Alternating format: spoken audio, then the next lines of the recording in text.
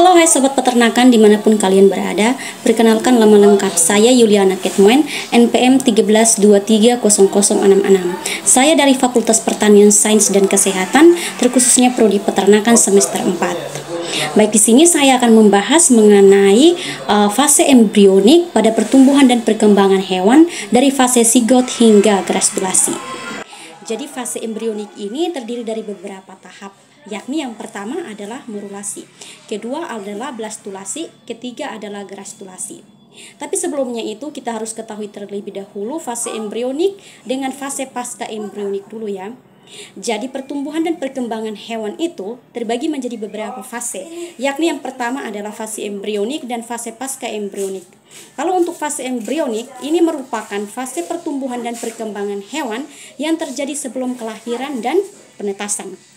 Artinya fase embrionik ini terjadi selama embrio berkembang di dalam rahim maupun berkembang di dalam telur. Tepatnya, fase embrionik ini dimulai semenjak proses fertilisasi atau pembuahan antara sel telur dengan sel sperma menuju sebelum kelahiran atau partus. Sedangkan fase pasca embrionik ini merupakan fase pertumbuhan dan perkembangan hewan yang terjadi setelah kelahiran atau partus ataupun penetasan. Dengan kata lain, fase embrionik ini meliputi beberapa proses semenjak pedat itu lahir ataupun telur itu mulai menetas sampai ia berkembang menjadi suatu individu yang dewasa. Oke, sekarang kita masuk ke tahap perkembangan embrionik. Yang pertama adalah tahap morulasi. Jadi morulasi berasal dari kata moru dan juga asi. Nah, kata asi ini menunjukkan suatu proses. Jadi, morulasi ini merupakan suatu proses untuk membentuk morula. Morula berupa sekumpulan sel yang berasal dari pembelahan sigot. Jadi, awalnya begini nih. Dari sigot yang awalnya satu sel saja yang akan membentuk segerombolan sel. Nah, proses ini disebut morulasi. Dan segerombolan sel ini yang disebut morula ya. Nah, kita perhatikan morula itu terdiri dari sekumpulan sel ya. Nah, sel-sel dari morula itu satuannya disebut blastomer. Ingat ya, blastomer itu hanya dihitung satu selnya saja yang berasal dari pembelahan sigot. Sementara satu bulatan utuh itu disebut morula. Nah, intinya morulasi ini terjadi pembelahan sigot, tetapi tanpa diikuti dengan pembelahan sel. Maksudnya begini, kita rumpun dari fertilisasi ya. Fertilisasi kan merupakan proses peleburan atau proses penyatuan antara sel sperma dengan sel telur untuk membentuk sigot. Setelah morulasi, sigot ini akan aktif membelah secara mitosis dengan sangat cepat. Jadi dari satu sel saja menjadi 2 sel, 4 sel, 8 sel, 16 sel, 32 sel, dan seterusnya. Nah, setiap sel itu sifatnya belum terdiferensiasi ataupun membelah. Jadi dia belum mempunyai sifat yang khusus atau fungsi yang khusus. Dan perlu diketahui juga, jika blastomernya masih 2, 4, atau 8 sel saja, itu belum disebut sebagai morula. Tetapi kalau sudah memasuki atau membentuk 16-64 blastomer, itu baru bisa disebut sebagai morula. Karena sel-selnya sudah kelihatan atau bergelombang. Yang kedua adalah fase blastulasi. Fase blastulasi terdiri dari blastula dan juga asi. Artinya merupakan suatu proses pembentukan blastula. Blastula ini berupa sekumpulan sel yang berbentuk bola dalam rongganya berisi cairan di dalamnya. Jadi prosesnya begini. Dari morula yang hanya segerombolan sel terus akan berubah menjadi blastula. Seperti ini nih. Nah, proses mengubah dengan blastulasi.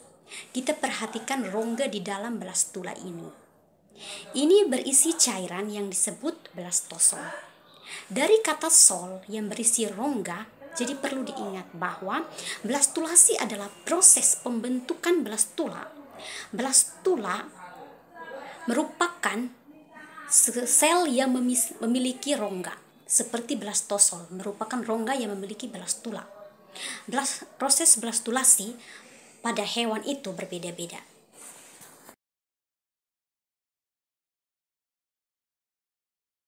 Yang pertama adalah proses pembelahan sel. Jadi, jumlah selnya akan lebih banyak daripada morulasi. Yang kedua adalah akan terjadi pembesaran sel, dikarenakan zona pelosidanya yang sudah hilang. Maka, ukuran selnya juga akan lebih besar daripada morula. Yang ketiga adalah akan terjadi terdiferensiasi atau membelah. Tujuannya untuk menghasilkan beberapa tipe sel yang berbeda-beda. Tahap yang terakhir adalah proses grastulasi. Grastulasi berasal dari kata grastula dan juga asi, yang berarti proses yang membentuk grastula. Jadi, grastula ini merupakan struktur embrio yang memiliki 3 lapisan germinal. Nah, kita perhatikan dari blastula menjadi grastula. Nah, grastula ini membagi menjadi 3 lapisan germinal. Lapisan germinal ini adalah lapisan yang berisi kumpulan sel embrio yang sudah terspesifikasi untuk membentuk berkembang menjadi di bagian tubuh tertentu. Artinya sudah terdiferensiasi atau membelah. Akan tetapi lebih detailnya kita akan bahas di tahap selanjutnya. Jadi lapisan germinal ini di tahap grastulasi terdiri dari 3 bagian, yaitu yang pertama lapisan ektoder, itu adalah lapisan yang paling luar. Yang kedua adalah lapisan mesoder, itu adalah bagian tengah. Dan lapisan yang terakhir adalah lapisan endoder, itu yang paling dalam. Selanjutnya proses tahapan grastulasi pada tahap ini, sel-sel embrio akan bergerak dari satu bagian embrio ke bagian yang lainnya. Dan juga akan membentuk atau merekuk dan melipat sehingga bisa membentuk 3 lapisan germinal yang berbeda. Sekian hasil pembahasan video saya terima kasih.